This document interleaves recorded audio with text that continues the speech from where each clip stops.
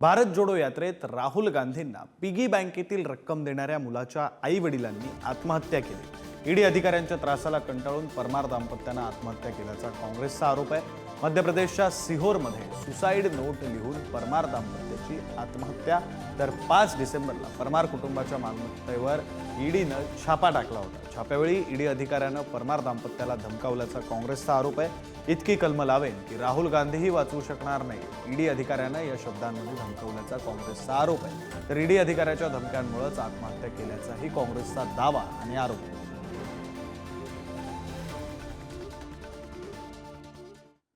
परमार दाम्पत्याच्या आत्महत्येचे पडसाद हे आता संसदेत उमटण्याची शक्यता आहे। पंतप्रधान मोदींच्या भाषणावेळी विरोधक आक्रमक होऊ शकतात।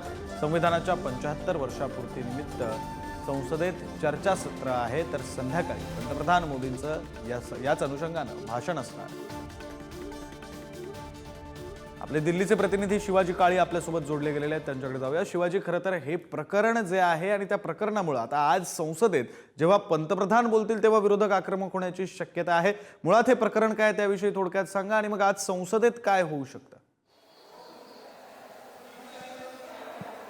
एका बँकच्या फ्रॉडच्या संदर्भात ही केस होती आणि या संदर्भात चौकशी सुरू होती। खरं तर राहुल गांधी यांनी जे भारत जोडो यात्रा काढली होती त्यानंतर हे परमार कुटुंब प्रकाश झोतात आलं होतं। त्यांच्या मुलाने एक गुल्लक असतं, त्याच्यामध्ये पैसे साचलेले असतात लहान मुलांचे, ते पैसे भारत जोडो यात्रेसाठी दिले होते, त्यामुळं ते प्रकाश झोतात आले। त्यानंतर त्यांच्या घरावरती 5 डिसेंबरला एक रेड टाकण्यात आली। त्यांना असं सांगण्यात आलं की राहुल गांधी यांच्या विरोधात व्हिडिओ तयार करा, भाजप जॉईन करा, असा दावा त्यांच्या कुटुंबाने केलेला आहे। त्याचबरोबर जर तुम्ही असं केलं नाही तर भविष्यामध्ये तुम्हाला राहुल गांधी देखील वाचू शकणार नाही, अशा पद्धतीचं बोलल्याचा आरोप त्यांच्या कुटुंबाने केलेला आहे। त्यांना 3 मुलं आहेत आणि त्याच्या मुलाचं देखील म्हणणं असं आहे की ईडीने दबाव टाकल्यामुळं माझ्या आईवडिलांनी आत्महत्या केलेली आहे। त्यांच्या राहत्या घरामध्ये त्यांनी गळफास घेऊन ही आत्महत्या केल्याचं समजलं जात आहे। या सगळ्या प्रकरणामध्ये जे अधिकारी आले होते त्या अधिकाऱ्यांनी थेट संदेश दिला होता की भाजप जॉईन नाही केलं तर तुम्हाला अडचणी येतील।